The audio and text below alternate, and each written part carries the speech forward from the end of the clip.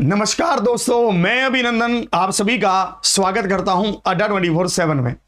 आज हम यहां पर प्रपोर्शन सीखेंगे। 10 मिनट टॉपिक खत्म आपके साथ। ये सीरीज हम आगे कंटिन्यू कर रहे हैं। प्रपोर्शन से एक क्वेश्चन आपके एग्जाम में देखने को मिलता ही है और ये एक बहुत ही इजी और बहुत ही सिंपल सा टॉपिक है। और अगर आपने एक बार तरीके से सीख लिया तो आप समझ लीजिए कि आपके जितने भी मार्क्स का यहां पर क्वेश्चन आएगा वो मार्क्स पक्के हैं। तो आज हम यहां पर देखते हैं कि प्रपोर्शन पर किस तरह का सवाल बनता है, प्रपोर्शन पर क्या क्वेश्चन बनता है, प्रपोर्शन है क्या। तो सबसे पहले अगर मैं आपको बताऊं तो हमारे पास है प्रपोर्शन, रेशो एंड प्रपोर्शन होता है। उसमें से ये हमारे पास प्रपोर्शन है जिसको हम समानुपात कहते हैं। समानुपात में हमारे पास क्या रहेगा कि दो रेशो हमारे पास बराबर होंगे। जैसे A/B is equal to C/D है। ठीक है, तो हमें यह समझ आ गया कि हमारे पास यहां पर ये दोनों रेशो क्या हैं, समान अनुपात में हैं, यानी कि जिनका अनुपात समान हो वो हैं। तो इससे हमें यह समझ आ गया कि जब भी कभी दो रेशो बराबर होंगे तो वो क्या होंगे, समानुपात में होंगे। और इसको रिप्रेजेंट करने का तरीका है, प्रपोर्शन को रिप्रेजेंट करने का तरीका है 4 बिंदु। जहां भी ये 4 बिंदु लगे होंगे आपको यह समझ आना है कि ये प्रपोर्शन का निशान है, ये समानुपात का निशान है। ठीक है, तो आपको अगर मैं यहां पर बताऊं तो हमारे पास है A/B। अगर जैसे बीच में ये 4 बिंदु हैं और C/D, तो A/B is equal to C/D हो जाएगा। समझ गए। तो ऐसे हमारे पास बहुत ही सिंपल है ना, और बिल्कुल ऐसा टॉपिक जिससे क्वेश्चन एग्जाम में आते ही हैं ये रहा। जैसे हमारे पास ये सवाल बनता है, इन्होंने यहां पर कहा कि 28/98 बराबर क्या होगा, 98/22 है ना, y 98/y। ठीक है, तो हम इसको काटेंगे कि कौन किस पर कट रहा है। जैसे 7 पर कट रहा है, 7 चौके 28, 7 एकम 7, 7 चौके 28। अगर हम इसको 2 से काटें तो 2 दूनी 4 और 7 दूनी 14। इसको 2 से काटें तो 49। तो y की वैल्यू क्या है, 49 इंटू 7 यानी कि 343 है। तो 343 मतलब ऑप्शन ए है। तो option A is the right answer. बिल्कुल सोल्व हो गया सवाल, किसी भी तरह की दिक्कत नहीं आई है ना। ऑप्शन ए क्या है, बिल्कुल सही है। इसमें क्या होता है, कई बार आपको डेसिमल वाले क्वेश्चंस भी देता है ताकि आपको पजल कर सके, आपको थोड़ा सा ध्यान आपका डाइवर्ट कर सके। जैसे आपको यहां पर दे रखा है 9.6 और इसमें रेशो है 16.8। तो हम समझ आएंगे कि जब भी कभी हमारे पास डेसिमल के बाद अंक बराबर हो, जैसे यहां पर भी दशमलव के बाद एक अंक है, यहां पर भी डेसिमल के बाद एक अंक है, तो अगर हम इसको डिवाइड कर रहे हैं तो दशमलव से दशमलव हट जाएगा और 96/168 हो जाएगा। और ये किसके बराबर होगा, ये बराबर होगा 18/x के। ठीक है, अब हम यहां पर इसकी वैल्यू को काटेंगे। जैसे 6 पर कट रहा है, 6 तिया 18, 6 कम 6, 6 कम 6 कम 36। ठीक है, इसके बाद 8 पर कट रहा है, 8 दूनी 16, 8 दूनी 16, 8 एकम 8। इसके बाद अगर हम देखते हैं तो x की वैल्यू आएगी 21 को 3 से गुना करेंगे तो 63 और डिवाइड करेंगे 2 से तो हमारे पास आएगी 31.5। अगर 31.5 है तो ऑप्शन डी है। तो option D is the right answer. समझ गए आप मैंने कैसे कहा, कंप्लीट डिटेल में समझ आ गया। ठीक है, इसी तरह से आप इसमें देखेंगे कि जो प्रपोर्शन होता है ना, उसमें हमारे पास 3 तरह के प्रपोर्शन होते हैं जो हमें पढ़ने हैं। सबसे पहला प्रपोर्शन है फोर्थ प्रपोर्शन, जिसको हम कहते हैं चतुर्थ समानुपात, जिसको हम कहते हैं चतुर्थ समानुपात। इसमें क्या है, फोर्थ प्रपोर्शन में क्या है कि आपके पास 4 वैल्यूज होती हैं। जैसे आप देखेंगे ए बी सी डी, ये A B C D represent करता है हमारे नंबर को। पहला नंबर ए, दूसरा नंबर बी, तीसरा नंबर सी और चौथा नंबर डी। आपको यहां पर 3 वैल्यू गिवन होंगी और चौथी वैल्यू पूछेगा बस।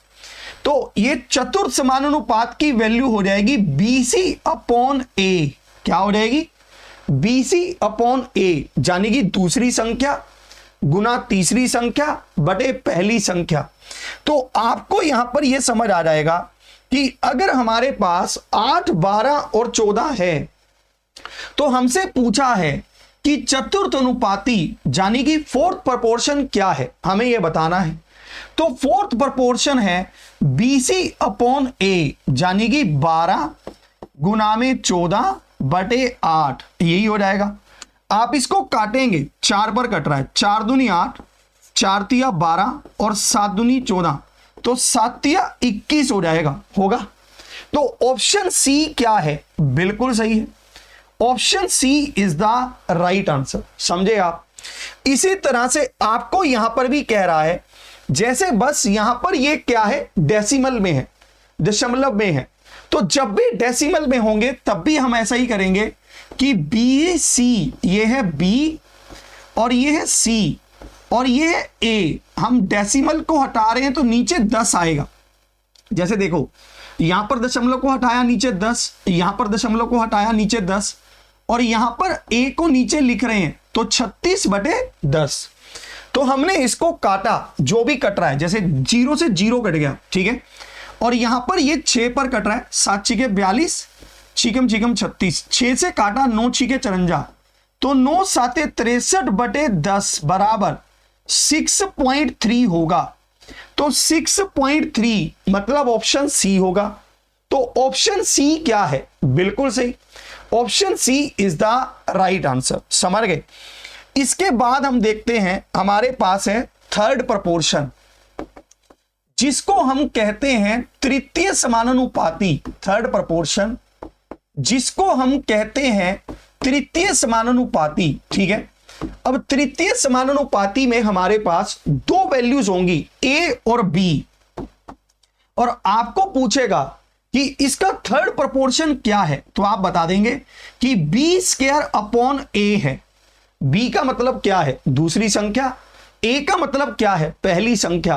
तो थर्ड प्रोपोर्शन यानी कि तृतीय समानुपाती हो जाएगा बी स्क्वायर अपॉन ए, ठीक है। तो आप यहां देखेंगे कि 25 और 35 के बीच तृतीय अनुपाती क्या है, तो हम बताएंगे बी स्क्वायर अपॉन ए, तो 35 गुना में 35 बटे 25 हो जाएगा। 35 गुना में 35, क्योंकि बी क्या है? ये है बी, ये है ए।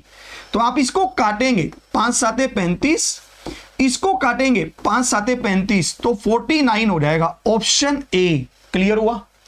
ऑप्शन ए क्या है? बिल्कुल सही। हमें कह रहा है 15 और 24 का तृतीय अनुपाती बताइए, तो हम बता देंगे बी स्क्वायर अपॉन ए। तो हमारे पास होगा 8 तिया 24, 3 पाने 15, 8 चौके 32, 3 कैरी, 8 दूनी 16 और 3 19, 192 बटे 5। तो 192 बटे 5 कहां पर मिलेगा देखते हैं। जैसे हमने 8 को 5 से गुणा किया तो 0 आया, 0 में 4 को जोड़ा तो यूनिट डिजिट 4 हो गया, बल्कि हमें चाहिए था 2, तो इसको हटाओ। इसमें देखा तो 7 पाने 35 और 2 37, तो 7 आ गया, इसको हटाओ। इसमें देखा 7 पाने 35 और 4 39, इसको हटाओ। तो हमारे पास ऑप्शन डी है। अगर आप ऐसे नहीं कर पा रहे हैं तो आप इसको डिवाइड कर लीजिए। 192 को 5 से भाग कीजिए, 5 तिया 15, पीछे क्या बचेगा? 42, 8 पाने 40, पीछे क्या बचेगा? 2, तो 38 सही 2 बटे 5। तो 38 सही 2 बटे 5 मतलब ऑप्शन डी होगा।